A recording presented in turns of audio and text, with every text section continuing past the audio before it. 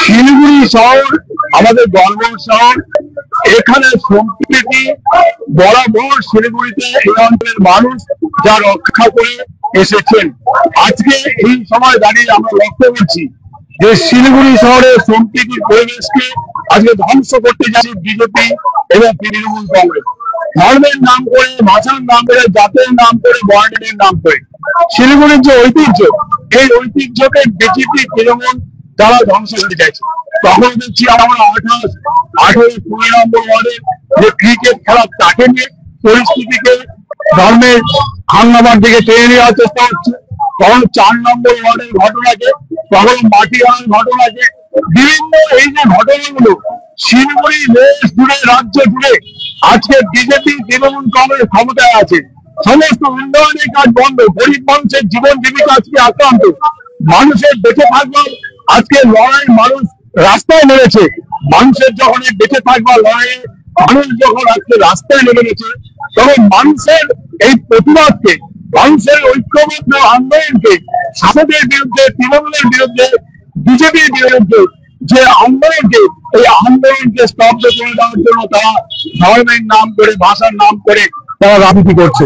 শিলিগুড়ির বিধায়ক কি আজকে দাঁড়িয়ে শিলিগুড়ি উন্নয়নের প্রশ্নে কি ভূমিকাটা একটা কাজ তিনি করেছেন, দেখবেন আজকে শিলিগুড়ি উন্নয়নের ক্ষেত্রে তৃণমূলের কি ভূমিকা যা করেছিল বামফ্রন্ট সরকারের সময়।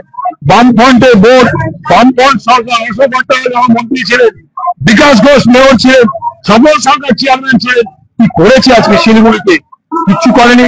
তাই এ সময় দাঁড়িয়ে শিলিগুড়ির যে ঐতিহ্য, যে পরম্পরা, শিলিগুড়িকে আমরা দেখেছি সম্প্রীতি পরিবেশ, ঐক্যের পরিবেশকে রক্ষা করো, বিভাজন বিদ্বেষের রাজনীতি বন্ধ করো, আর শিলিগুড়ি ভেঙে পড়া আইন শৃঙ্খলা পরিস্থিতি, প্রতিদিন একটা পর একটা অসামাজিক কার্যকলাপ ঘটছে। শিলিগুড়ি শহর আজকে সমাজ বিরোধীদের নির্বাহ ক্ষেত্রে পরিণত হয়েছে। এই আইন শৃঙ্খলা পরিস্থিতি রক্ষার দাবিতে আজকে আমরা এই মিছিলে সামিল হয়েছি। এই আন্দোলন চলবে শিলিগুড়ির মানুষকে নিয়ে।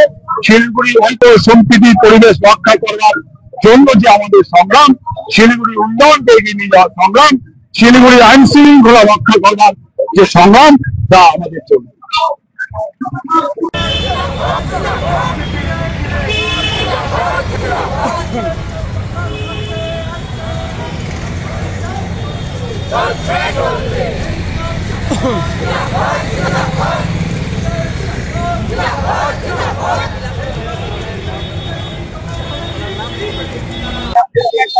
सर शिलिगुड़ी जो भाईचारा, संप्रीति, सौहार्द के लिए परिचित था, इस शहर शिलिगुड़ी को बीजेपी का विधायक शंकर घोष बार बार यहाँ अशांति, दंगा जैसी परिस्थिति पैदा करने के लिए प्रयास कर रहे हैं।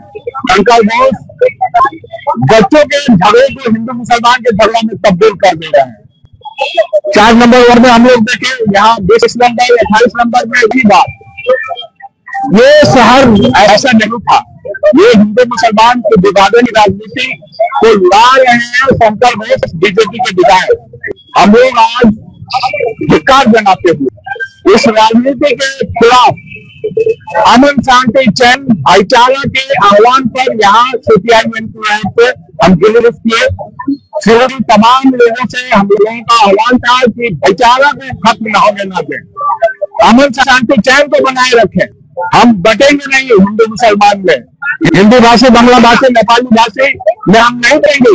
हमें रोजगार चाहिए, हमें काम चाहिए, हमें बीमार होने पर इलाज चाहिए, हमारे बच्चों को पढ़ने के लिए स्कूल मुहैया हो, हमारे लिए रोटी का व्यवस्था हो, जो दोनों सरकार मिलकर इसको लूट लिया, इन सब चीजों को खत्म कर दिया।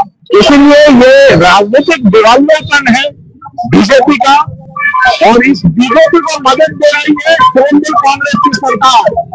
तृणमूल कांग्रेस की मदद से बीजेपी आज शहर में दंगा फसाद जैसा परिस्थिति पैदा कर रहा है। इसीलिए तृणमूल को भी, इसके राजनीति को भी हराना है, बीजेपी के राजनीति को भी हराना है। इसीलिए आज ये हम लोगों का देश था।